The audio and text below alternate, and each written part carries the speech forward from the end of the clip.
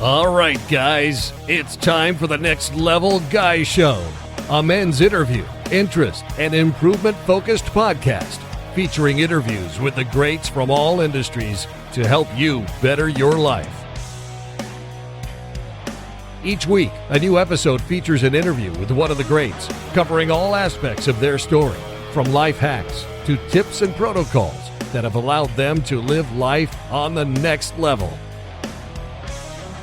We then highlight concrete action steps that you can use to improve your life. And now, your host, Ian Dawson McKay.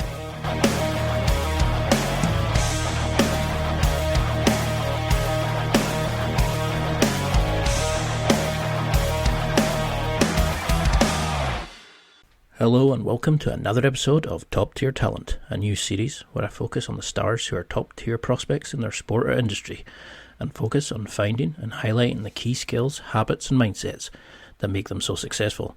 Today's guest is Caeli McKay. She's based in Montreal at the Pointe-Claire Diving Club.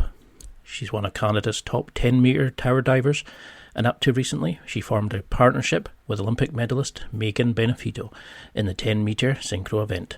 They quickly grew to become Olympic gold medal contenders and have also won medals at the Commonwealth Games, the Pan American Games, as well as the FINA Diving World Series and Diving World Cup. Individually, McKay has also won a silver medal at the 2019 Pan American Games and a bronze at the 2021 FINA Diving World Cup, where she established herself as a diver to watch. McKay was initially a gymnast and started diving when she was just 6 years old. However, her passion for sport was born when she was 5. She was watching the Olympic medalists cry on the podium at the 2004 Olympic Games in Athens, and she told her parents, "I want to go there. I want to go to the Olympics." And as a goal, she has now crushed. McKay's first podium at the senior national level came at the 2014 Winter Nationals, when she was 14 years old, and she just came behind her idols, Meaghan Benfeito and Roseline Filion on tower. That's when she realised she could go far in the sport, and she has a very bright future. She recently came fourth in the women's synchronised 10-metre platform diving at the Olympics. And in this interview, we cover her story: diving, skill development, competing, and the Olympics, injury and recovery, and so much more. And now, let's get to the interview. Thank you so much for coming on. Now, you're a big star. I'm really keen to have you on because you focused, you just came number 4th in the Olympics. You share the same awesome surname as myself. For people who maybe don't recognise your name, could you give a quick introduction? My name is Caeli McKay, and I'm from Canada, so far away from you with this last name, but we have pretty similar ancestors, I think. Because that's what they think once in it, that back in the sort of the clan systems before the sort of like the Highland clearances and things like that.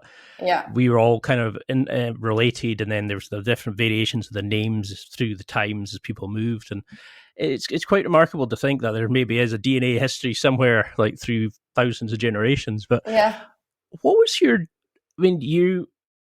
a phenomenal diver, you're a social media sensation. You came and got injured just before the Olympics, and most people would have crumbled under that pressure. But for you to come back and still compete and, just miss out on the podium, that's amazing. And I loved that mindset, the strength he showed to come in. But what was the initial inspiration to start diving? Because I read somewhere that you were 6 and you wanted to go to the Olympics because you've seen people on the podium. Yeah. So my family has always been really, outgoing and active. My parents were avid mountain bikers, rock climbers, ice climbers, everything like that. So really adrenaline seekers. So I was like, I think probably 4 or 5, I was doing gymnastics, kind of got a little bored with it because I couldn't compete and they had a lot of restrictions. And we always watched the Olympics, but I think it was the 2006 Olympics that I was watching. And I was just so motivated. And I saw people on the podium with the cool medals. And I would just like, I gotta go. Like this is something that I want to do. I don't know what sport I want to do it in, but I'm going to go. So having been bored with the gymnastics, since I wasn't allowed to compete or anything, my parents found this summer camp for diving. And I did it and right away got asked to join the competitive team, and the rest is history. Love it. And I love how you can have a sort of goal. You're not even sure which sport you want to do, but you I know just you're want going to to go. achieve it. You just Yeah. gotta go. And would you think you would have entered sports if your family weren't the kind of sports orientated? Whereas there's kind of like siblings or like family members who kind of inspired you to go into the sporting lifestyle? Or do you think you're always predestined to get into diving or some other sport? I think just, naturally I'm just more active. I've always been interested in, getting my heart rate up and, pushing myself. I'm the oldest sibling in my family, so I didn't really have any siblings to look up to, and lived quite far away from other family members. So Hmm. really, like, I think it was just the way that we grew up, always doing crazy stuff in our backyard and flipping. And, it was like, I think I was probably 4, and my grandpa dared me. We were at this like public pool, and he was like, I'll give you like $5 if you go do a front flip off that board. And right away, just went up and did a flip, not even thinking about it. So it just kind of runs in my blood, I guess, more than anything.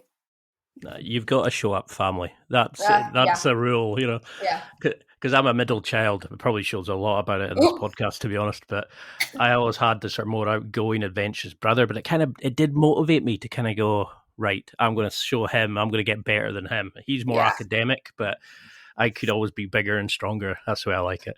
yeah. Now, when you're training and when you're younger, that takes a lot of sacrifices because you miss out on a lot of the other stuff kids do. They want to go to parties, they want to go drinking, they want to hang out with friends and stuff. How do you deal with that kind of thing, that dedication, making those sacrifices? Or was the motivation to go to the Olympics just overpower it? Did it just take precedent? I mean, I did have my phase of, I remember having a literal fight with my coach when I was about 14, 15. I told him, like, I don't want to stay for an extra 5 minutes. Like, I don't want to do the extra dives. I just want to go be a normal person. Like, I just want to go be a normal kid.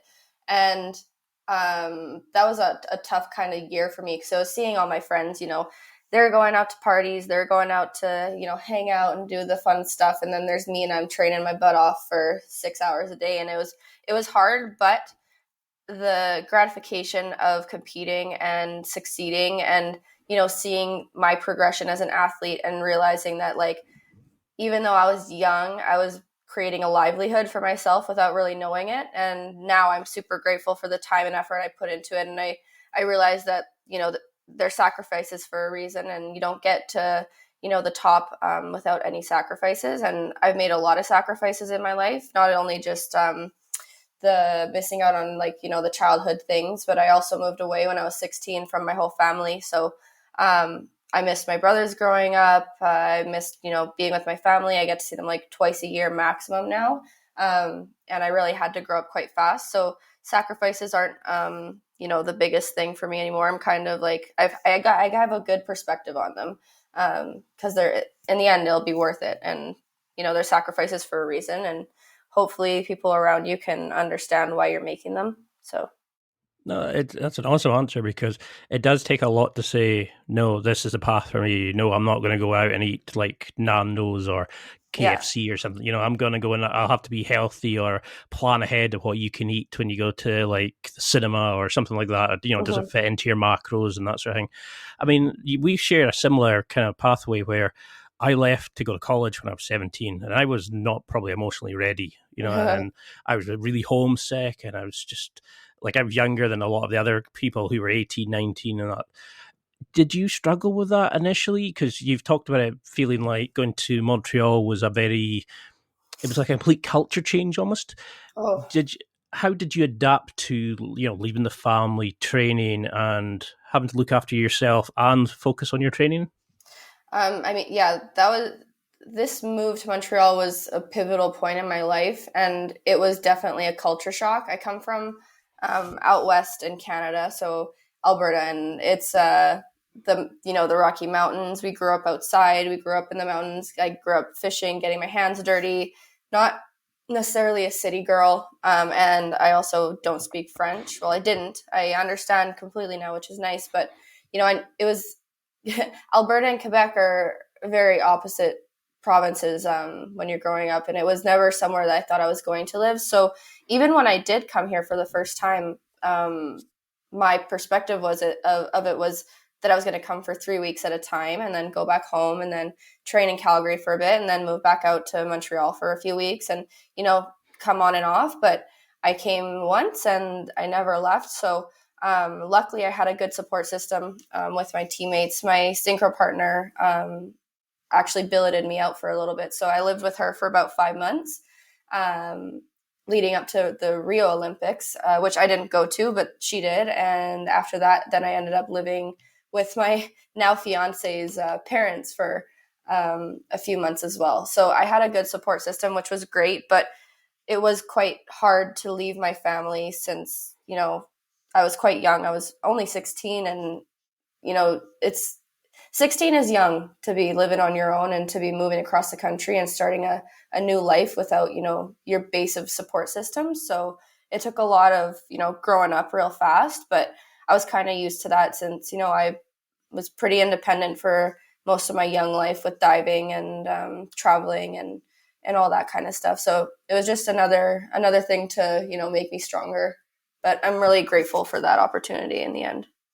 No, that's awesome because it shows the dedication that you have your goal when you're younger, and it shows more about your mindset. And I mean, I'm like you, I'm a kind of country person at heart. Mm-hmm. When I live in Glasgow now, and it's like I'm one of the main cities, and I'm definitely not a city person.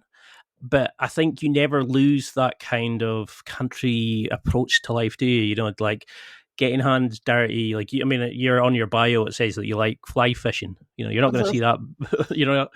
You're probably going to be like me out and playing in the fields and stuff till like God knows what time and getting chased home. And I think that kind of helps a strength of character and independence, a sort of ferocity when you're younger, and like coming from the city.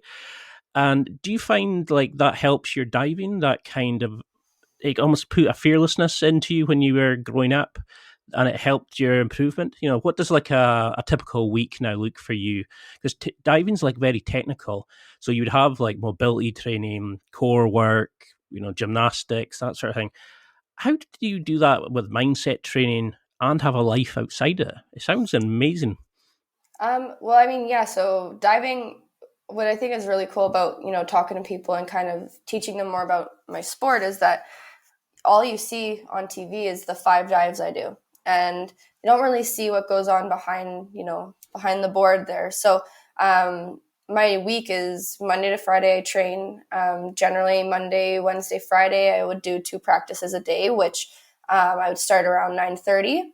I go 9:30 to probably 10:30, 10:45. We do stretching, a little bit of cardio. We do a lot of abs, and then we do flips on the dry land. So we do flips off of a fake platform onto mats, lots of technical drills. So we do probably like 20 reps of each technical drill just to get that movement in. And, it's all about muscle memory and teaching ourselves how to do the dive, bit by bit instead of like doing the whole dive at a time, because you got to learn it bit by bit.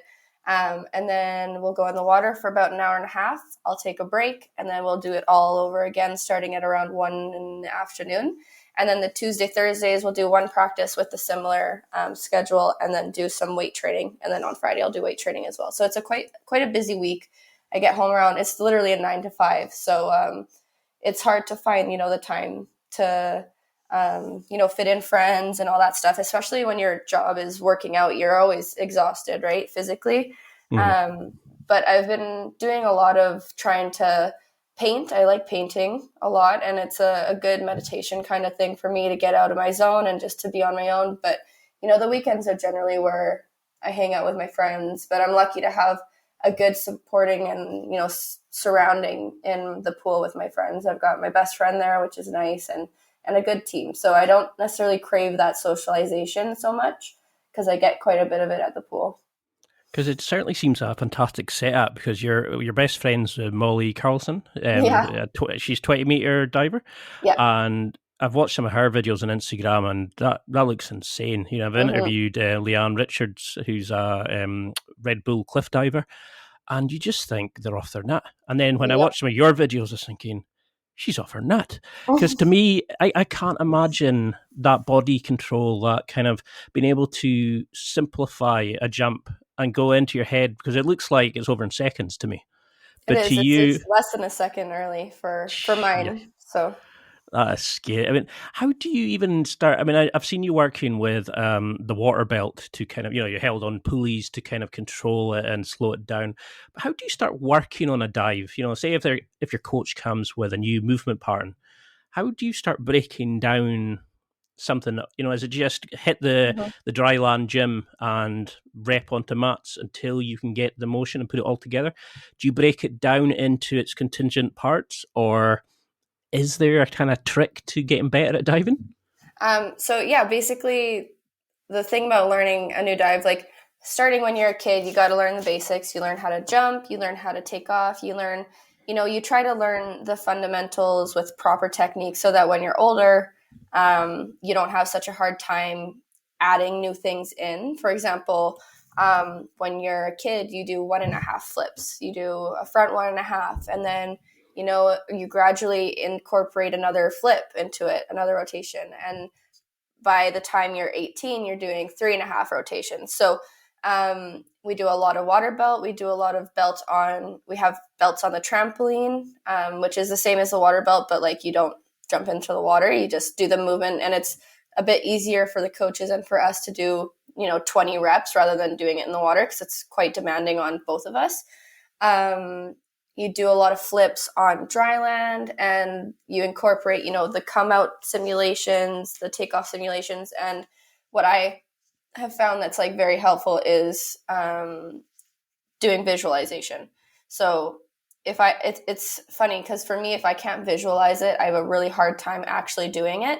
So I spend a lot of time visualizing my dives, and especially since I've been injured, I've been visualizing a lot because I haven't been able to do all my dives. And I can feel the dives when I visualize them now. So there's a lot that goes into it. Every diver is different though with how they manage learning a new dive. And in the end, as much as you prepare, you get to the end of the tower and you're like, I've never done this before and I don't really know what I'm doing, but I know that the work that I put in has led me to this point where like I'm prepared enough. But it's like that mental state where you're like, I don't feel like I know what I'm doing. And that's kind of, I think, what drives us too, because it's kind of fun. Like you're literally just going to check yourself off and hope that you do the thing that you're supposed to do. And when you land and you do it properly, it feels really good. But there is the chance that you don't do it well. Oh, But I know that feeling. Oh, yeah. I do Brazilian Jiu-Jitsu, and there's times I'm sitting just lying there getting smashed, and I'm like, what? What am I remember doing? how to do this, especially after COVID. I came back and it was like, what do you do again? How would you do the basic movements?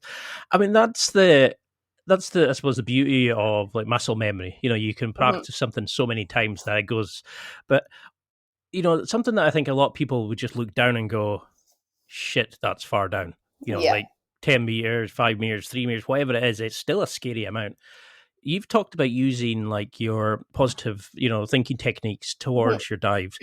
How do you plan and use like your visualization technique? Could you give an example of like what goes through your head before a dive, and how do you use visualization to help? Because when you were talking about that, I was delighted, because it's rare to see somebody talking about something like that, because a lot of times they just say, I don't know, I'm just naturally good at it.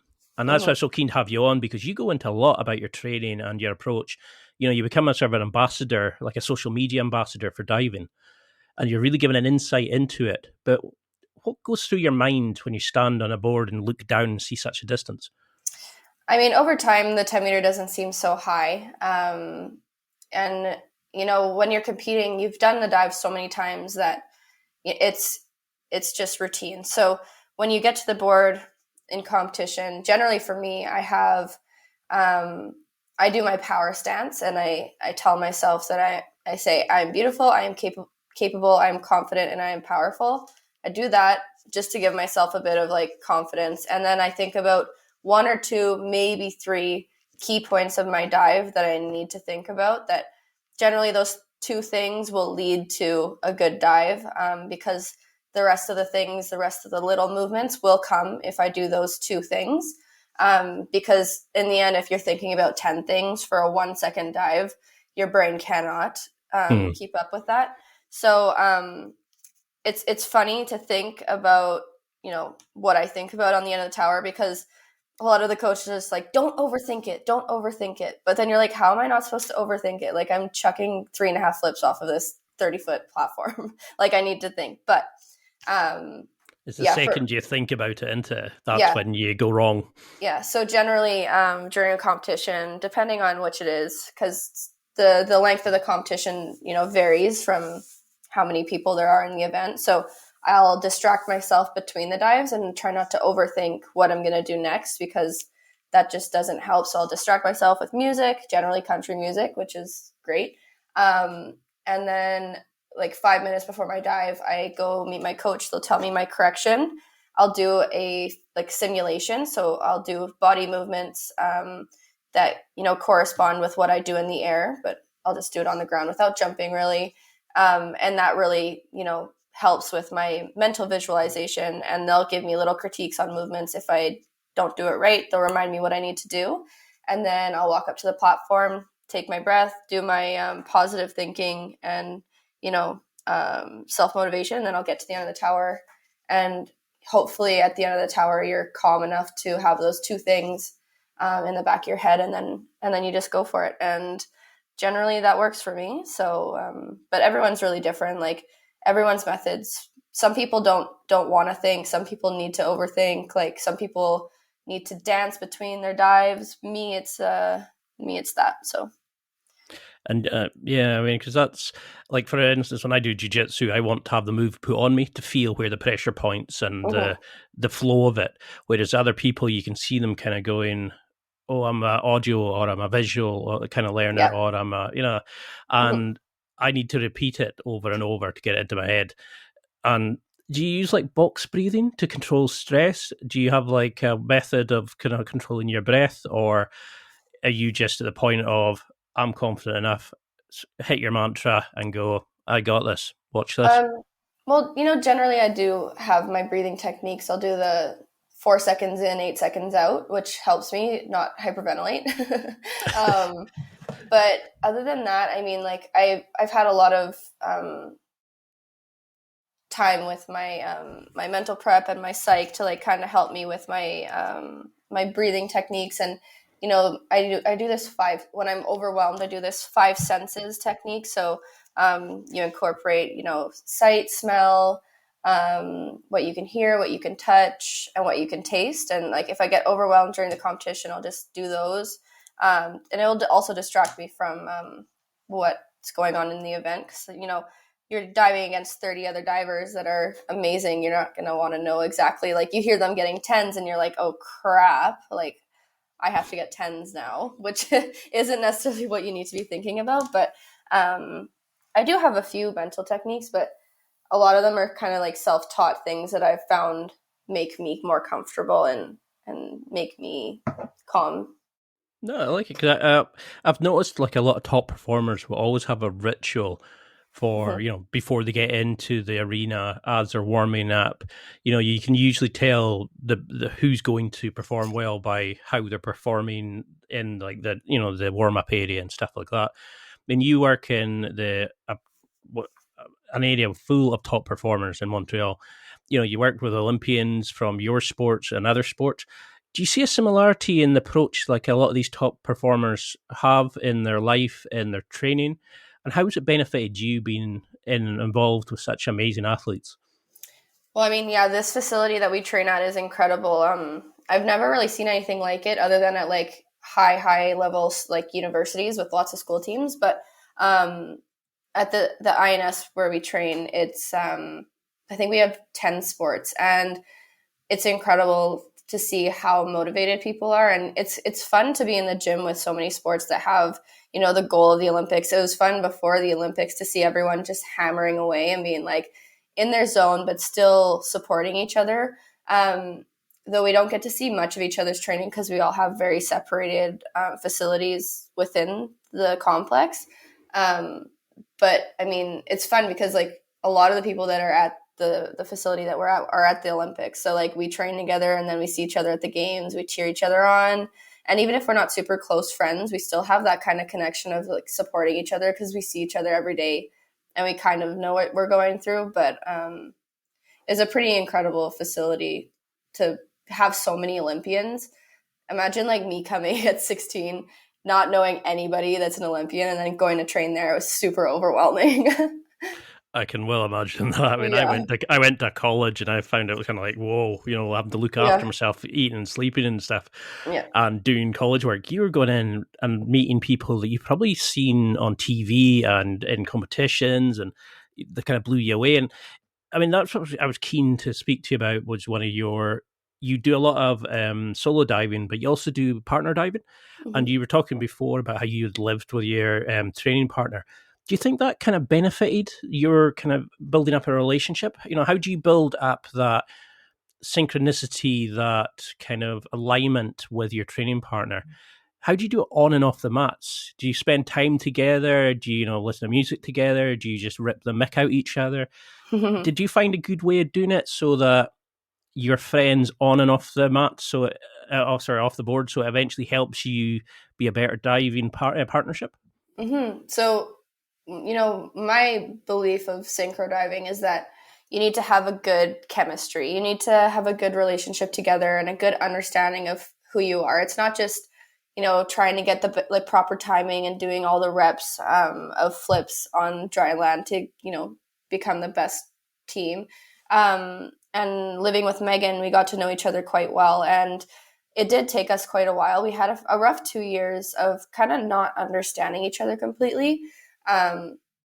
Just like training wise, ourselves as athletes, our patience levels, our, just how we cope with stress.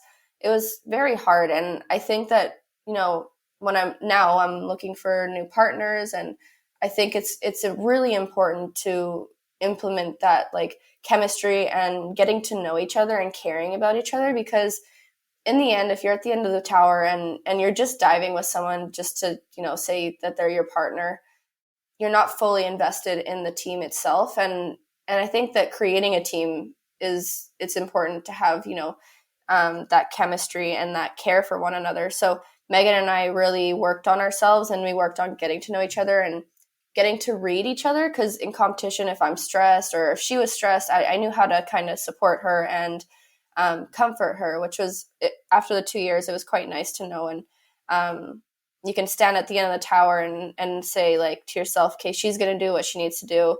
I'm going to do what I need to do. And we're going to be doing this, the best for the team. And another thing was like, even when we, just ate it, if we didn't do well in the competition and one of us missed it, it wasn't, my fault or her fault. It was our team messed up. That's it. It wasn't necessarily the blame on one person. And I think that that's really important with synchro diving, and something that I'll look for in the future. No, it says a lot about your characters, where it's more a case of we messed up, and not apportioning blame and just saying, okay, we'll do better the next time. Like, how do you review mistakes? Because it's something that can be over in a second. Do your coaches record you in slow motion and say, like, that your feet weren't pointed, or, you need to get a tighter core here or there? Like, how do you start evolving your skills and working and, just as well as making it fun, but to learn and review your sessions and become like better divers from it? Yeah, so a lot of the way I learn, I'm very visual. So like I need to be able to associate feelings to seeing what I did. So we do have TVs right beside the pool built into the platform. So it's a instant playback. So once we hit the water, we swim back and it plays within like 10 seconds, I believe. Is that not scary seeing yourself on such a large screen? No, it's good. It's a really good feedback for us. And then also we do slow-mo videos to see, the little things that are missing. And generally it's like your dive can depend on being just a degree off when you jump off the platform. So being able to kind of see that, it really helps. And I didn't have that growing up, but when I moved to Montreal, we used it a lot. And I can say that it's a really, really useful tool. And I mean, a lot of people kind of, have jumped off a diving board on a holiday and think, diving's easy. But you're hitting water at, like some ferocity, and you're doing a high frequency, high intensity, a very long duration of training. How do you recover? Because I mean, you must have like the same kind of martial artist injuries. You'd have like injuries to the knees, to the rotator cuffs, to the wrists. I've seen you talking about using wrist support wraps, like I used to use in powerlifting. How do you kind of recover from such intensity and frequency of training? Do you have a way of like adjusting? Because we're taught to like break fall, for example, during martial arts, so you land safely from a throw or whatever. How do you how do you learn to do that when it's going into water? Because that's a whole kettle of fish. Yeah, so basically the technique of how we land in the water, it protects our head, it protects our shoulders, our neck, but it also helps us enter the water cleanly. But really, like all our training is based off of the good technique, but also being safe. That's a huge priority. But in the end, a lot of the diving injuries are overuse injuries, over impact injuries. So like jumpers, knee, shoulder injuries, wrist injuries, from all that impact. Because we do around like 100 to 130 dives a day.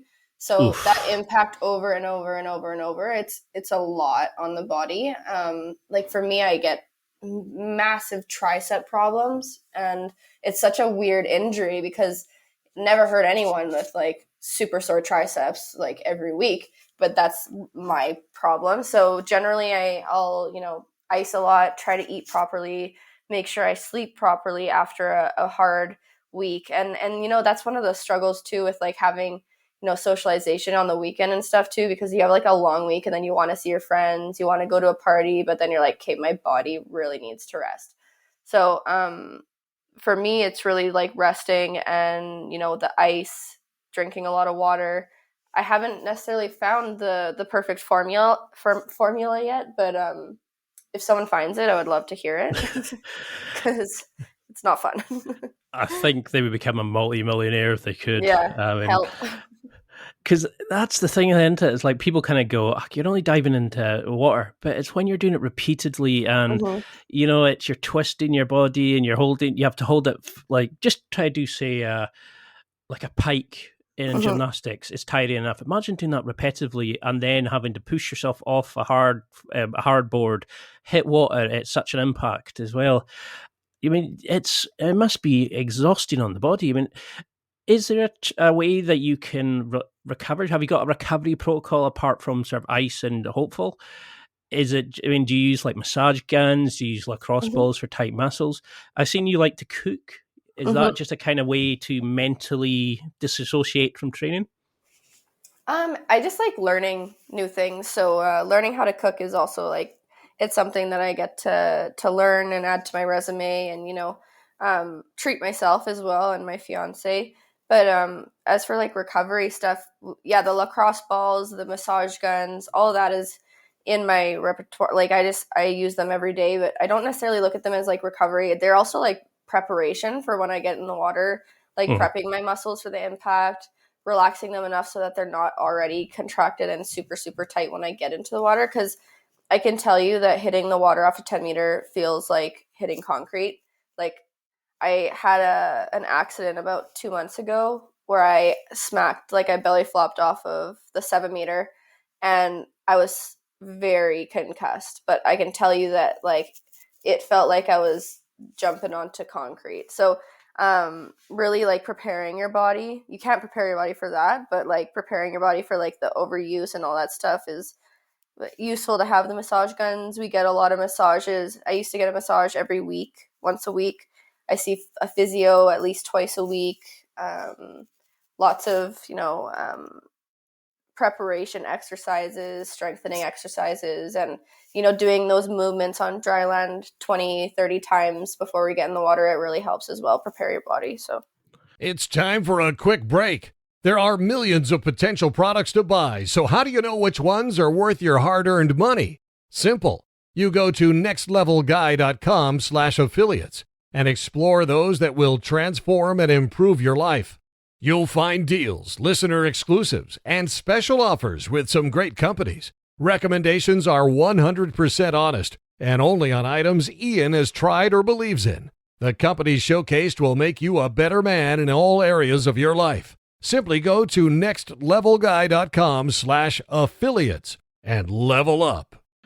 Yeah, because I think I've seen that on your social media, that one, and you're just like, you seem to kind of shake it off on the social media, but it looks like I've concussed myself, and I know how painful that was. And I looked at it and just thought, the fact you got straight back up, like, once you recovered, was amazing. To think, like, Yeah. The stress that you put yourself into. I mean, you came and got injured just before the Olympics. And then to come back and have that mentality and that strength of character to say, no, I'm not giving up. My dream's going to go on. I'm going to do this. How did you learn to deal with the cameras, the fame, just the attention that going to such a prestigious event like that brings? Because competitions are normal sort of set up and there's probably a couple of hundred spectators. But this had been the sort of your dream to go to your first Olympics. How on earth did you shut out the crowds, the cameras, the COVID situation, and just focus on enjoying the experience and smashing it? Because you did. Yeah, well, I had to learn how to kind of just enjoy being interviewed. I didn't necessarily enjoy it at the beginning, and especially after my injury, it was really tough. I avoided giving any statements because I didn't want anyone to know how bad it was. I did one interview and I told them that we were still waiting for doctors' suggestions and stuff like that, which was true, but I also didn't want to, give them the extent of it because I wanted to be able to focus on myself and focus on, my goals and not about what the media was saying and not about, what people are thinking. So I struggled a little bit with the media as well when I first moved to Montreal, because when I moved, the goal was to be a synchro partner for Meaghan, which I ended up becoming. But her previous partnership was around 11 years long with a close friend of mine now. Her name is Roseline Filion, and they were incredible. They had a really good partnership. But when I first started diving with Meaghan, all my identity seemed to be through the media, or when I got interviewed, was the new Rosie, or filling in Rosie's shoes, or, like, how does it feel to be stepping in Rosie's shoes and filling such big shoes and all this. And I did an interview. Someone did an article on me, and I did a really big interview about it. It was called I am not Roseline Filion, I'm Caeli McKay.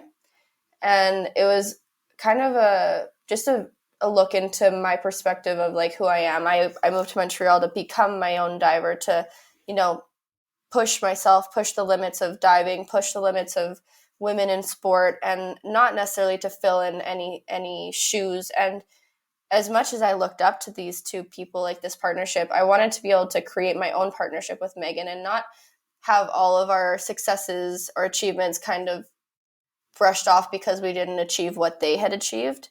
Getting fourth at the Olympics when Roseline and Meaghan had gotten 2 bronzes already together, that would have been a completely different, feeling if the media was still asking those questions. So I had to learn how to kind of navigate those situations. And there was a few times where I was getting interviewed and I said, oh, I'm not going to answer that question because it's not relevant.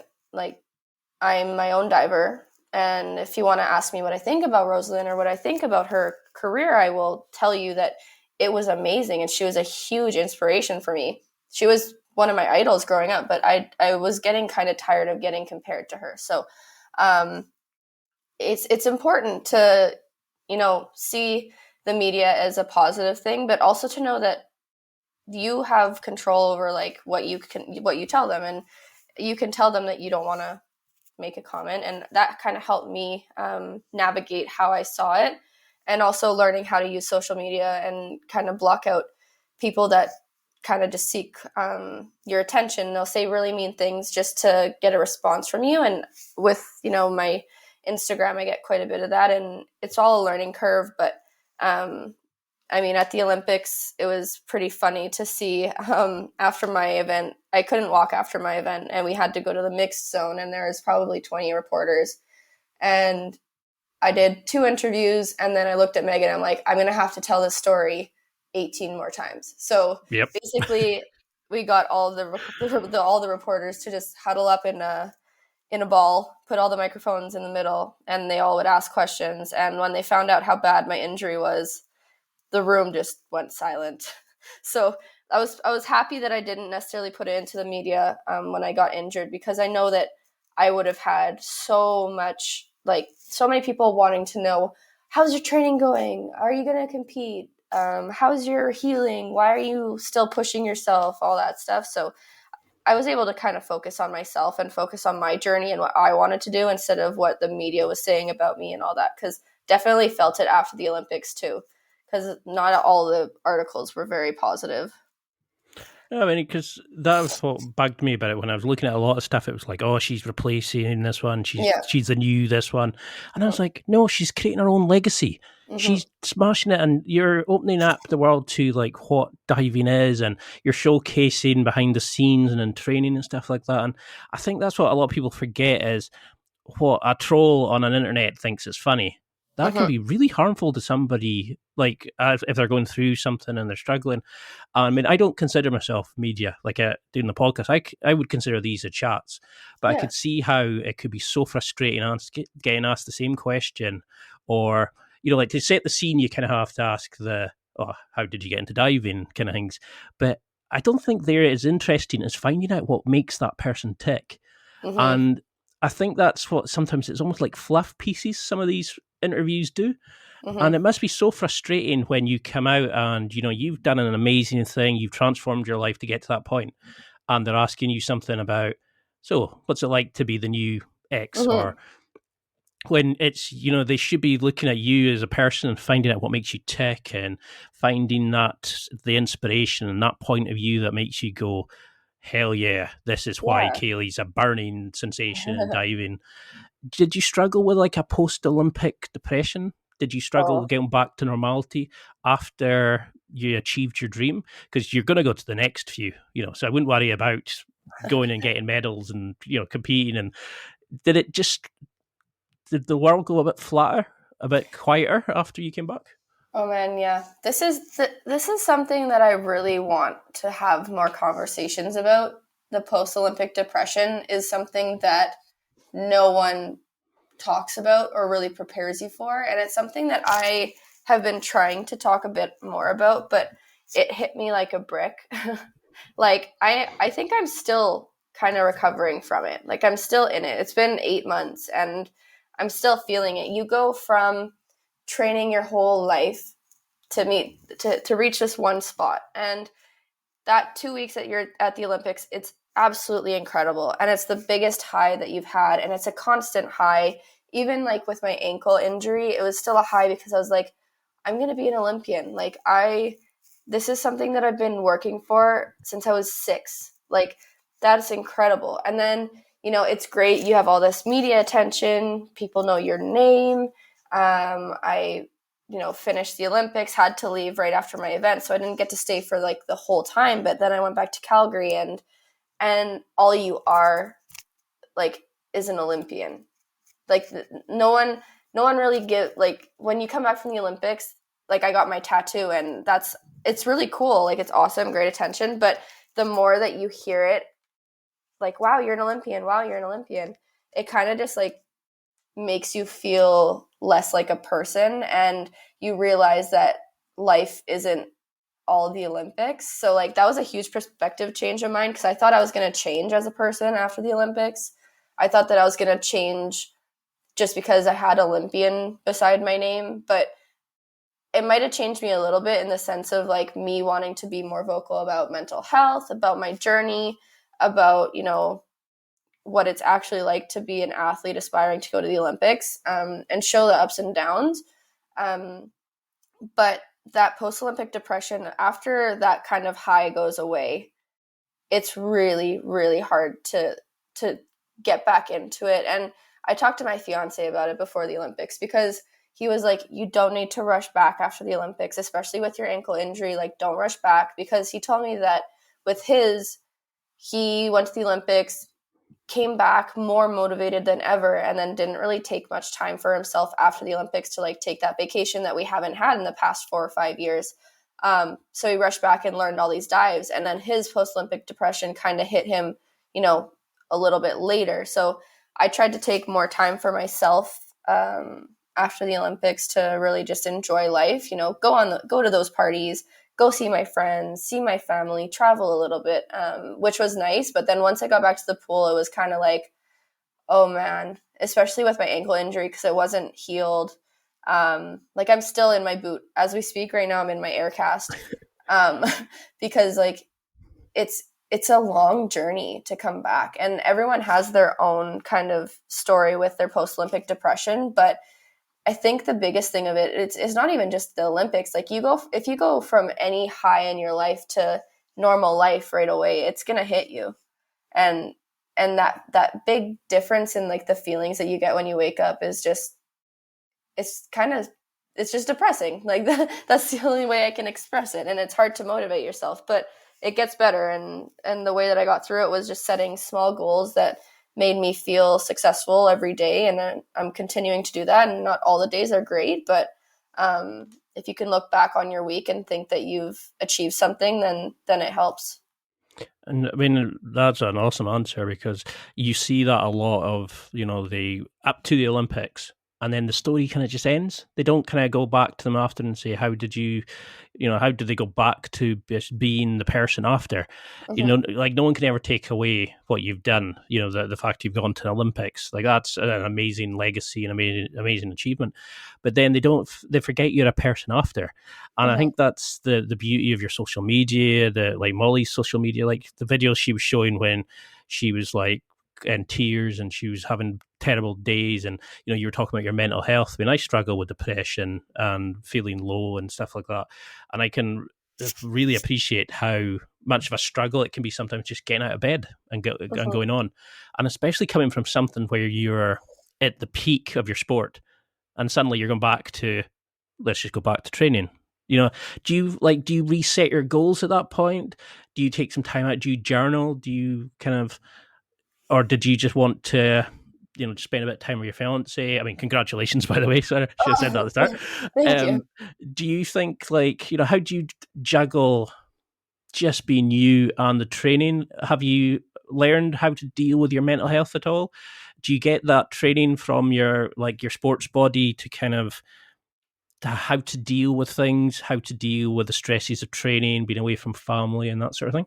Mm-hmm. Well, over the years, I've learned that my mental health is just as important or more important than as my physical health in regards to my sport.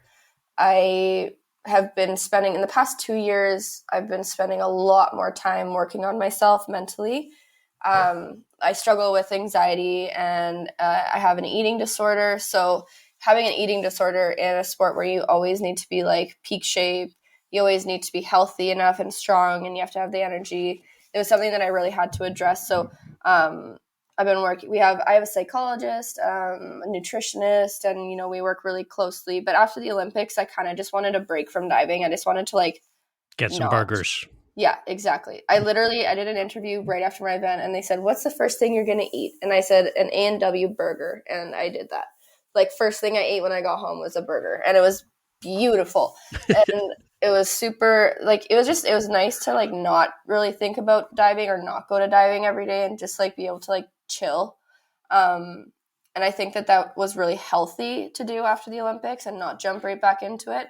But for sure, when I did get back, it's just training. And with my ankle, I had to set new goals and, take it in stride, because the Olympics are actually not that far away. But when you come back from the Olympics, you got to take it year by year. You got to go through that whole thing again. You got to qualify. You got to open the spots. So it was all just about how do we progress and, prepare for the upcoming, not the upcoming Olympics, but the upcoming year. What's the biggest thing this year? So for me, the biggest thing this year would be Commonwealth Games.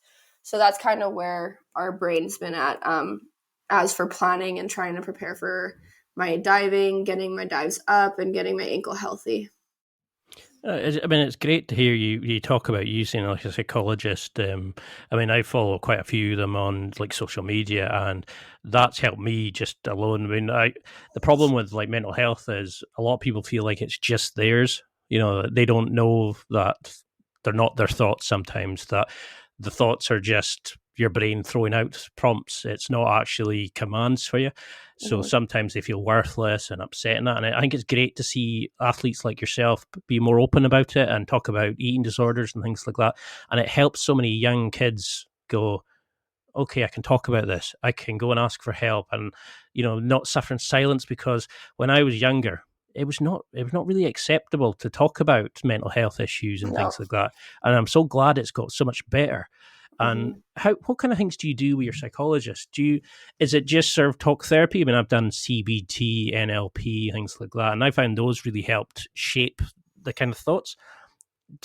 How do you work with your sports psychologist? Like, does it, obviously, if you can talk about it, does it?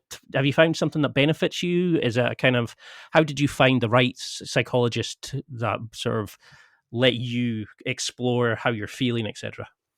Well, for me, really, like all of my mental health struggles are generally based from anxiety, and like just the biggest thing of therapy was trying to break down what's making me anxious and where it's coming from, and take it like bit by bit and seeing, oh, like when you take it apart like that, it's actually not so overwhelming. And is this a valid reason to feel anxious? And is this for my eating disorder, is like, okay, where is it coming from? And breaking it down and trying to like just take it bit by bit really helped me, if I can think logically about it. Generally it because like when you're anxious and overwhelmed, it's generally pent up thoughts that aren't necessarily logical. Like you can think about so many things at the same time, and that's just overwhelming and makes you anxious. But when you look at them one by one and you complete them, or one by one, and you address them one by one, generally it's not so bad. So that's kind of like the main thing for me, because I'll start thinking about, like I feel overweight, I feel like I eat too much, I don't like the way I look on TV, I have a competition in 2 weeks, I have to do this, I have to get this many dives in, like all those things kind of build up, and I would have to take a step back and address each of them one by one. So that's kind of the main thing for me. Still learning though, so. No, it's fantastic that you've got that aspect down now, so you're working on that, you're working on your skill development, you're working on your approach to dealing with media, dealing with those knob ends who leave harmful comments on social media, learning to say, no, I'm not interested in talking about that. I'm creating my own legacy. That's why I'm so keen to have you on. It's like, to be injured just before the Olympics and come back and still get fourth, to create a social media platform that's inspiring and being an ambassador for others, to inspire other kids to get into like diving and swimming and things like that, and to be open and honest about like things like eating disorders and that's amazing. That I don't think you give yourself enough credit for the amazing things you're doing. I mean, I would have struggled enough just with the way modern swimsuits now have, like, they've almost forgotten how to cover the butt. They're always got it's big. It looks like a big wedgie sometimes. And I'd be more worried about like what I look like from the back at times. So I think that's the beauty of nowadays, is there's more access to like massages, to sports psychologists, to let you get to just perform long term. So what's the goals now? Are you just taking day by day, having fun, planning your wedding, looking at competitions? Or what do you want your legacy to be? I mean, I feel like I should be giving myself more credit on the daily. Like I am trying to build a good legacy in diving, to create a positive environment. That was something that I kind of struggled with growing up, was like the environment of diving. It didn't necessarily feel super positive to me. And I find that I see kids, progress so much better when it's a positive environment. And right now it's changing, and it feels really good to see that. My goals for this year, I'm taking it day by day right now just because of my ankle. I'm trying to, have little victories every day. because it's really up and down, and we're doing a lot of rehab and therapy, and I'm still recovering from that. And that has a huge impact on my mental health. The chronic pain, chronic pain is a huge thing for mental health. It really, it's been bothering me quite a bit, but it's been nice to take those little victories. Like yesterday was actually the first time I've done a dive on 10 meters since the Olympics. Since my last dive at the Olympics, it was my first time back on the 10 meter doing a dive. So that was a huge victory for me. And even though my ankle isn't 100% right now, I'm still able to get those victories. So right now, I'm working towards qualifying for Commonwealth Games, and then hopefully Commonwealth Games, we can medal. That would be my biggest goal. I'd love to medal individually, and that would be amazing. And then also medal in synchro.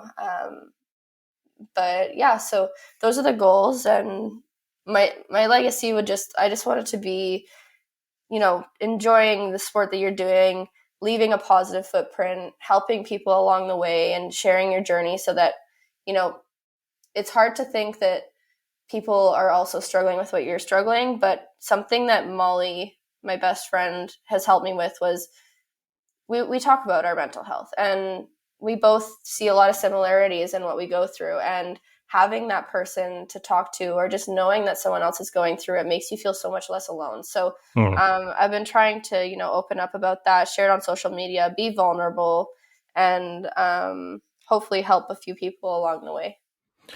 And you're certainly doing that. And I mean, that takes a lot of strength, a lot of guts to put yourself out there. When I first started this, I found it really difficult to be open and honest. And I found when you showed your dark side, other people could relate to it, and it could lead to proper, open and frank discussions. How did you get back onto the horse, so to speak, when because you've said on your social media, it doesn't, I think you put a dive app and you said, it doesn't look like match, but that's the first time I've managed to do this. And I was thinking, it looks amazing, to do that with a sore ankle, and to have the nerves about what could potentially go wrong. And I'm sure it was probably going through your mind before you did the dive. How do you break that barrier down to jump back on the horse? Whatever, I hate that saying, but you know what I mean? It's how do you overcome the fear of diving again after the injury? You just got to do it, man. Literally, yesterday I was terrified. That dive especially, I've had mental blocks on, and that the twisting is something that I never understood. If you ask me how do you twist, I can't tell you, because it's literally just my muscle memory. I don't 100% understand it, but it's my best dive, which is, it screws, it's crazy. I don't understand, but I was on the tower and I'm like, wow, I haven't done this for 8 months. Do I still remember how to do it? And at that point I was like, okay, I've prepared enough. I've done this a million times before. It's just been a while. And I just count in my head, 1, 2, 3, go. And you just got to go. That was the biggest thing. I was on the platform with my buddy, Rylan. He went to the Olympics as well. And he's like, you got it. Just go for it. You got to go. And I'm like, okay, I guess you got to go. And it turned out fine. So it's good. Well, that then gives you the reference points to go again and again and again. It's just that initial kind of, oh fuck, let's just do this, and close your eyes and hope for the best. I mean, did you find you've traveled the world now? You've been to Asia, Europe, all these sort of places to compete, and you're going off to the Commonwealth Games and stuff. How do you think those travels have changed you as a person? Has it changed your outlook on life, about different cultures and things like that? Yeah, well, it's a beautiful gift that we get as athletes, to be able to travel the world and to meet new people. I've got a lot of friends in England, and it's friendships that I wouldn't want to live without, and I'm really grateful for them. And being able to see the cultures of the world, and go places that I wouldn't have really chosen to go without diving. We go to China a lot.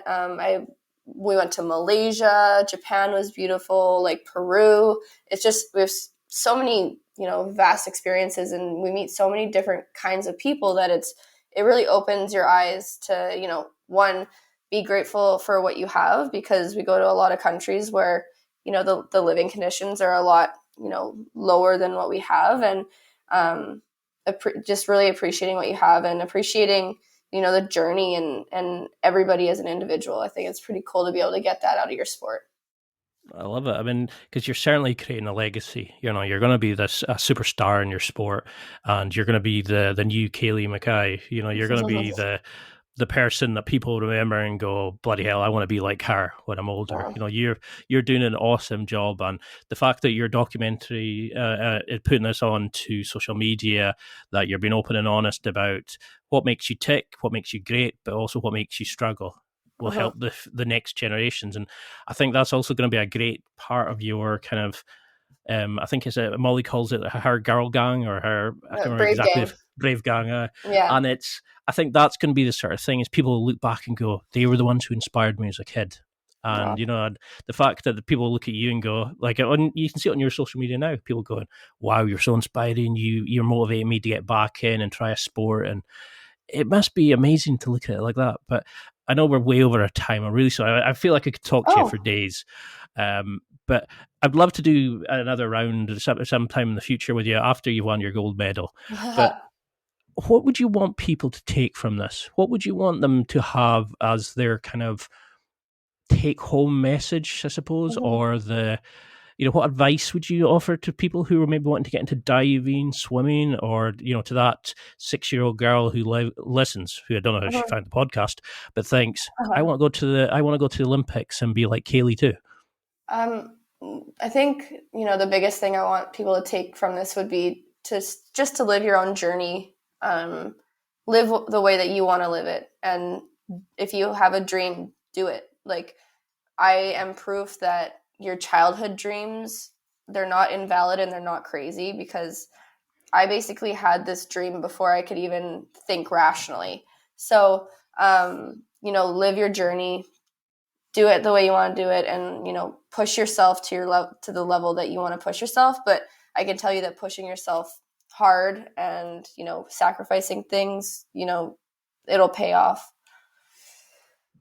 So it's a beautiful answer. And it's, this is what I hate. I always say 30 minutes, and I always feel like I could talk to a guest for like 3 days. I almost feel slightly stalkerish because I've followed you on social media for so long that, you know them well. And then when you speak to them, they're kind of like, how did you know about that? How did you know about that? And how would you want people to follow? I mean, you've got a great website, you've got a really great support team. You know, you're shortly going to become Mr. and Mrs. How's the wedding planning going? Wedding planning is great. Almost done planning. You know, there's always these little things that, you know, come up, but we're getting married in the mountains, so I'm super excited about that. And it's coming pretty fast. It's around 4 months now, which is crazy, but it's exciting and it's fun. I mean, I loved your video you did when you were walking around. You could just see the childhood wonder in your eyes as you were seeing the venues and stuff like that. It does look amazing. And if you're looking for a flower girl, I'm always available. I'm another McKay, you know. Oh yeah, that could work. I'll get you here. She'll be the ugliest flower girl of all time. It's okay. We'll get you a pretty dress. I'm telling you, if you could get one to bring out the colour in my eyes.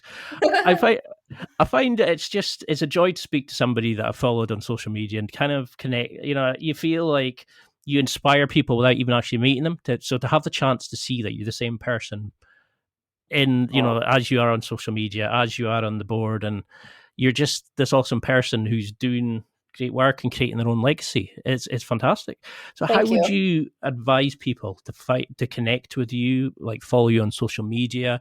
Like what's your website, your Instagram? And have you got anything coming up that people can kind of follow in?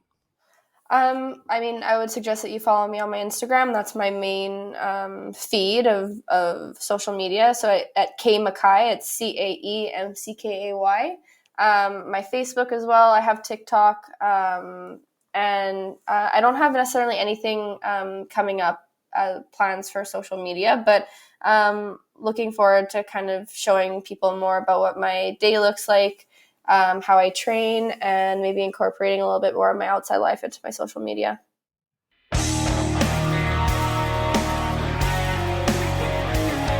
Well, that's it for another week, and thank you for listening. It's now time to take what you've learned and use it to develop and enhance your life with the key points mentioned. Listen, try it, embrace it, use it, and crush it. Now's your time to hit that next level in your life. If you liked this episode, then please leave a comment on the show notes or a review of the show on your podcast platform. Everything helps evolve the show. Until next week, keep seeking the next level in your life.